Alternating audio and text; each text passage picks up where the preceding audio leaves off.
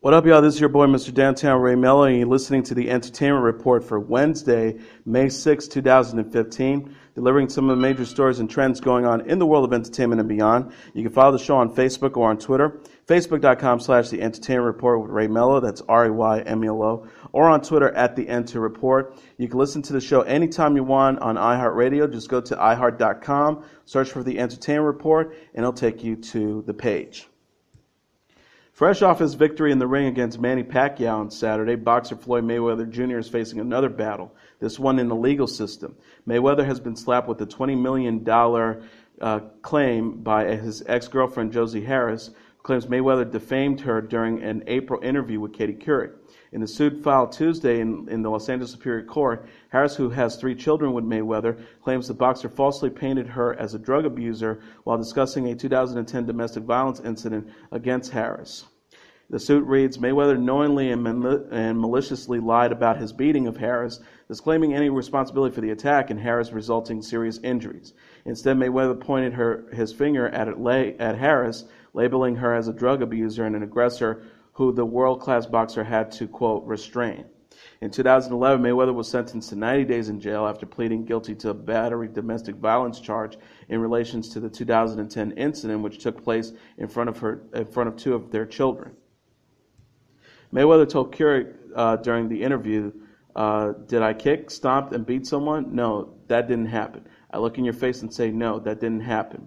Did I restrain a woman that was on drugs? Yes, I did. So if they say that's domestic violence, then you know what? I'm guilty. I'm guilty of restraining someone. Harris's lawsuit characterizes Mayweather's account as, quote, totally and unequivocally false and defamatory. The true facts are that Harris was not a drug abuser or a drug addict. Harris did not need to be, quote, restrained because she was on drugs. The suit continues. Mayweather's statements paint a clear picture that Harris lied when she told the police that Mayweather repeatedly struck and beat her. Not only did Mayweather's statements result in, quote, severe damage to Harris's personal reputation, the suit claims, but they harmed her professionally as well. The suit reads, as an aspiring television personality and author, Harris would become unemployable and unpublishable if potential employers or publishers believe that she is, or even might be, a drug abuser or addict, as Mayweather implies in the interview. A representative for Mayweather has not yet responded to requests for comment. Alleging defamation, intentional infliction of emotional distress, and negligent infliction of emotional distress, Harris claims that she suffered humiliation, mental anguish, and emotional and physical distress, which the complaint says is, quote, believed to be in excess of $20 million. In a related story, Manny Pacquiao might be poised to take another beating. The boxer who suffered defeats at the fists of Floyd Mayweather Jr. during the fight of the century on Saturday has been hit with a class action lawsuit over the rotator cuff injury that he sustained prior to the fight. In the suit, Nevada residents Stephanie Vanel and Kami Karaban, who said they paid to see the bout, claimed Pacquiao and fight promoter Top Rank Inc. concealed the fact that the Filipino fighter had been injured prior to the contest and only disclosed the injury until shortly before the fight, after fans had already ordered pay-per-view, bought tickets, and placed wagers. The suit claims that Pacquiao checked the no box on a Nevada Athletic Commission's questionnaire that asked whether he had an injured shoulder, while Top Flight failed to disclose the injury to the NAC prior to the fight as, quote, required by Nevada law. The suits read, at the time the plaintiffs and the class decided to purchase tickets, purchase pay-per-view, or wagered on the events of the defendants knew and had full knowledge and information that defendant Pacquiao had been seriously injured and was suffering from a torn rotator cuff.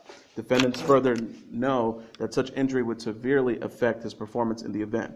As a result of the alleged concealment, the suit says plaintiffs and the class members suffered unsustainable losses consisting of the purchase price of the tickets, purchase price of pay-per-view showings, and wagers that were placed. Pacquiao's lawyer has not responded yet to any comments, alleging fraudulent concealment, statutory consumer fraud, and conspiracy to commit consumer fraud. The suit is seeking unspecific damages. Oscar and Grammy Award-winning singer and actor Jamie Foxx defended his rendition of the National Anthem, which pummeled on social media before the Floyd Mayweather-Manny Pacquiao fight on Saturday during an appearance on the Ellen DeGeneres Show on Tuesday. The actor, who won an Oscar for his portrayal of Ray Charles, said his, quote, inner ears betrayed him but stood by the performance. Foxx explained, but what did happen in the ring, my ears came out, my inner ears. My inner ears came out, and I'm singing with an organ, so I can't hear what the organ is doing with the big crowd. So some of it was a little off, but I think in the arena it killed. The telecast was a little off, but we still love America. Twitter users joked that, quote, the real fight between Jamie Foxx and the National Anthem, and that, quote, Roseanne is smiling after that Jamie Foxx performance. As for the soulful twist Foxx infused with his delivery of the Star Spangled Banner, Foxx joked that, quote, anytime a black person sings that national anthem, we gotta say, oh, say can you. On Saturday night, some of the users of Periscope, Twitter's recently launched live stream app, pointed iPhones at their televisions and streamed the biggest fight between Manny Pacquiao and Floyd Mayweather Jr. Their collective action sparked a flood of news stories about Periscope and piracy. While these stories are not surprising, it's hard to believe the Mayweather-Pacquiao fight represents the line in the sand between big media and live streaming apps that some have been waiting for. Does this technology pose a looming threat to traditional entertainment? Periscope CEO and co-founder Kayvon Bekipour made a point speaking at the TechCrunch Disrupt conference in New York Tuesday. She said, you have cable companies who literally couldn't provide access to people who pay. Also consider that many of the Periscope users go to the app to experience something different than what you find on television. On Saturday night, for example, one would discover an endless flow of interest live streams around the globe, from behind-the-scenes footage at major concerts, legally streamed by the music acts, to friendly folks conversing at pubs in London. Sure, some of those active users probably watch a stream of the fight, but it seemed doubtful they plan to do so many days. In reaction to the fight backlash, Bekipour tweeted, piracy does not excite us. Trust me, we respect IP's rights and have many people working hard to be responsive. Last night, including myself. At the TechCrunch event Tuesday, Bekipour went on to say that Periscope worked closely with its media partners, including CBS and Showtime, to take down any questionable Periscope feeds. But the reality is that technology is far from under control. Former Vivo CEO Rio Karev told The Wrap in an interview, right now it's the Wild West. It's inevitable that there will be parameters put on it. At the same time, Bekipour noted Tuesday that piracy is not a Periscope thing, it's an internet thing. The big question is whether media companies will continue to work with Periscope or take a more aggressive approach to resolve such matters. If it's through nasty battles in courts, let's not forget the lessons learned from the music industry's legal battle with Napster. Despite some key legal wins, the label was never the same afterwards. If it's through limitations with the technology itself, don't expect civil libertarians to sit still. Remember the reaction when Apple in 2012 was granted a patent allowing it to remotely disable one's iPhone. Stuart Scott was fondly remembered by everyone at the Sports Emmy Awards show on Tuesday, and none more so than Ernie Johnson. The Turner sportscaster won the award for Best Studio Host, but instead of keeping the trophy, he presented it to the daughters of the late ESPN anchor who died of cancer in January. Johnson said, as he handed over the award to Taylor and Sidney Scott, this belongs to Stuart Scott. During his acceptance speech for his work on TNT's Inside the NBA, Johnson went on to tell the audience, it all started with Stuart.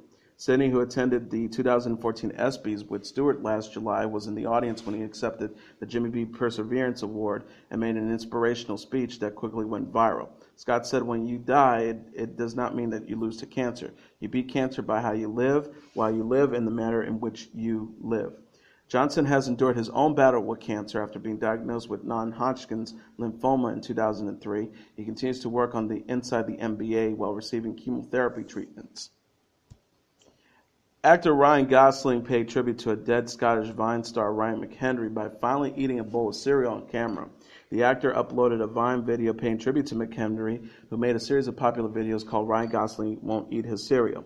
Simply yet hilarious, McHenry filmed a spoon being held up to the mouth of various characters Gosling portrayed throughout his career. None of them were interested in the cereal, but that changed on Monday after the actor learned of McHenry's death at 27 after being diagnosed with osteosarcoma, a type of cancer that originates in the bones.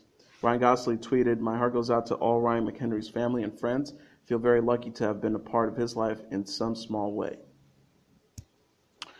Comedian Brad Garrett took some potshots at Bill Cosby over the sexual abuse scandal surrounding the embattled comedian.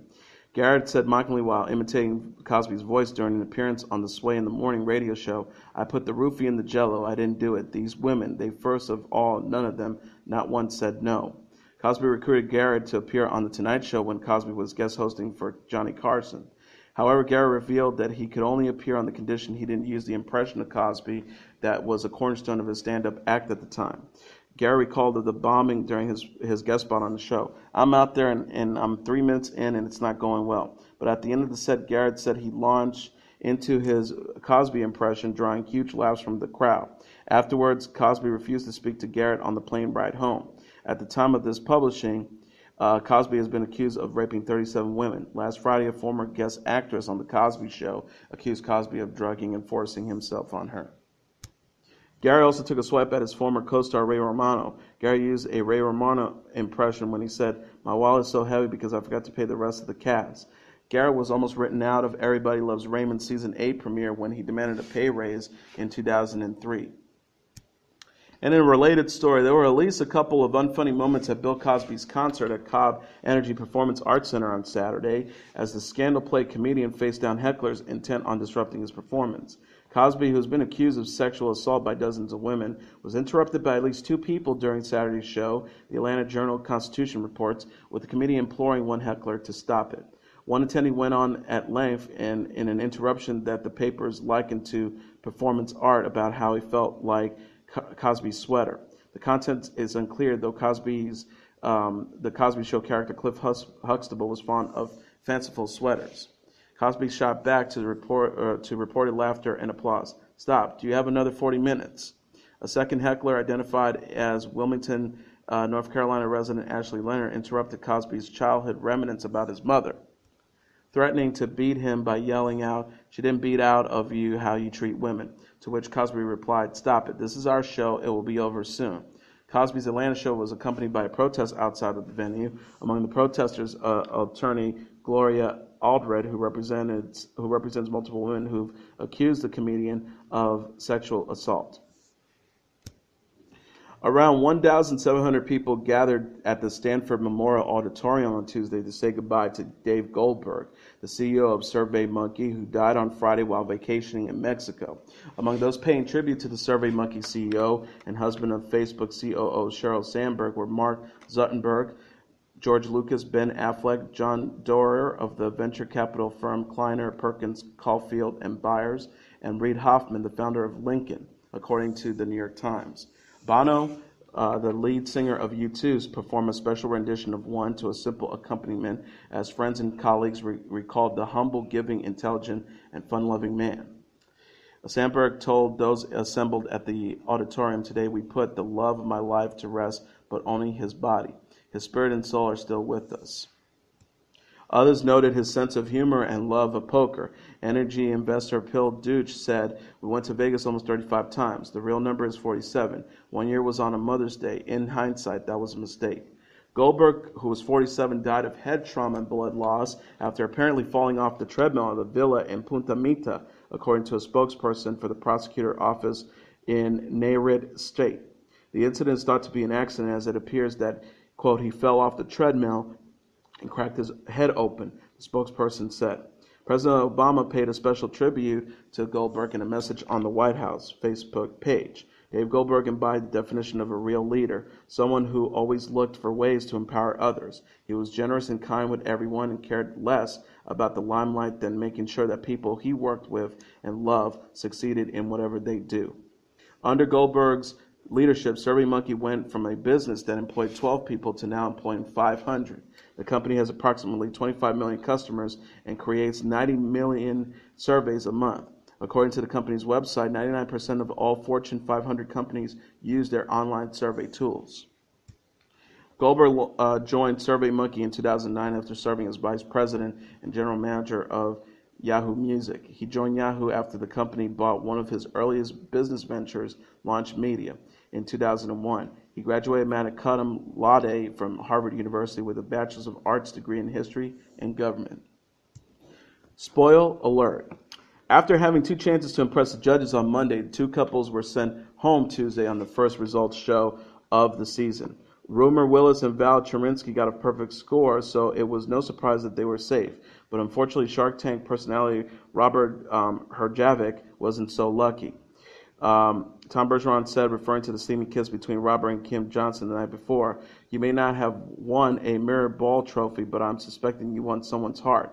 With Noah Galloway, Riker Lynch, and George Solis also all at risk, ultimately it was the former Bachelor star who wasn't given a rose. Solis said, finding back the emotions, "This has been an incredible experience. I came here and did something I've never done in my entire life." Earlier in the show, ESPN personality and former contestant Kenny Mayne was back for a special edition of Spoof Dance Center with the help of NFL star Jerry Rice and Judge Len Goodman. Mayne analyzed the contestants with the same cutting wit he used for sports coverage, saying, "Solis has kindergarten math skills, and that Lynch was like the love child of David Lee Roth and the Hanson brothers." Tuesday night's episode also included a special performance by Carly Rae Jepsen singing her latest catchy tune, "I Really Like You." Natishka Lukin and Derek Hugh, Rumor and Val, Noah and Sharna Burgess, and Riker and Allison Holker will all now head to the semifinals next week. Dancing with the Stars return to ABC on Monday at 8 p.m. Sean P. Diddy Combs landed the #1 spot on Forbes' annual ranking of the highest earning hip-hop stars. Diddy has a combined net worth of $735 million, derived not just from his music career, but his interest in a number of companies. He owns a controlling stake in the clothing line Sean John, as well as the bottled water brand Aquahydrate. Dr. Dre, a.k.a. Andre Young, came in second with a net worth of $700 million. While he is best known for his rap and producing career, the vast majority of Young's fortune came from the sales of Beat Electronics to Apple in 2014. Dre was a 25% stock owner and netted $500 million. Dre is also serving as a producer on Straight Outta Compton, based on the true story of the gangster rap group NWA. Dre was a founding member of the group along with fellow producer Ice Cube. Jay-Z made the top three with $550 million. He recently purchased and relaunched Tidal, a music streaming service, though the company has suffered setbacks in recent weeks. However, he defended the service in a string of tweets, saying the iTunes store wasn't built in a day. 50 Cent and Birdman rounded up the top five with $155 million and $150 million respectively. 50 Cent derived most of his wealth from the sales of vitamin water in 2007, while Birdman is still riding high on the success of his Cash Money record label. Mariah Carey will perform at the 2015 Billboard Music Awards, the Clark Productions and the music chart company announced Tuesday. Carey is a 14-time Billboard Music Award winner. She has scored 18 Billboard Hot 100 #1 hits, the most for any solo artist in Billboard's 56-year history. She also has the longest-running #1 hit single in Hot 100 history, One Sweet Day, which spent 16 weeks at the top of the charts in 1994. In addition, she has earned 17 top 10 albums on the Billboard 200 charts, 6 of which reached #1, and 17 #1 dance club songs, and 10 #1 R&B hip-hop songs. She joins previously announced music performers such as Kelly Clarkson, Hozier, Nick Jonas, Ed Sheeran, Sam Smith, Van Halen, along with special duet performances by Empire recording artists Josie Smollett and Bashir Jazz Gray with Estelle. The 2015 Billboard Music Awards will be hosted by Ludacris and Chrissy Teigen when ABC broadcasts live from the MGM Grand Garden Arena in Las Vegas on May 17th from 8 p.m. to 11 p.m. Eastern Standard Time. Fans of the CBS game show The Price is Right were treated to an awkward moment on Tuesday's episode when a wheelchair-bound contestant made a correct guess and was awarded a prize that doesn't seem to be much of use to her, a treadmill. The cringe-worthy exchange came during the show's One Right Prize segment. The game presents a contestant with two potential prizes, awarding both of them if the contestant correctly guessed which prize goes with which prize. The contestant Danielle had just won a spot on the stage by making the closest guess to the price of one prize when she was presented with two more prizes, a sauna and a treadmill. Danielle guessed that the $3,695 prize tag belonged to the sauna, thus winning both prizes. The internet was quick to respond, and not because Danielle had won the sauna. One Twitter user tweeted, "That awkward moment on The Price is Right where the girl in the wheelchair wins a treadmill." Another member of another Twitter user ripped. So this lady is on The Price is Right, won a treadmill, and something tells me she isn't going to use it much. In a statement, CBS and producers Fremantle Media noted that prizes for the show are determined in advance. The companies said every member of The Price is Right studio audience has a chance to be selected to play. Prizes are determined in advance of the show and are not decided based on the contestants.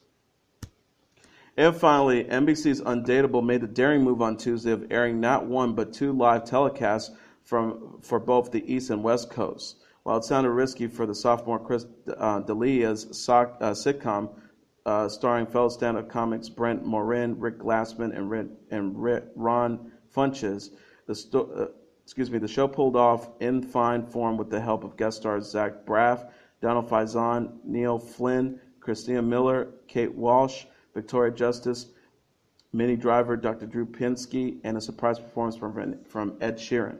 A common factor for the episode titled A Live Show Walks into a Bar was Undateable's executive producer Bill Lawrence, who was co-creator of Scrubs and Cougar Town shows, which many of the special guests appeared on. Despite a few flub lines, impromptu giggles, and awkward silence, the Undateable live experiment was a huge hit with fans on social media.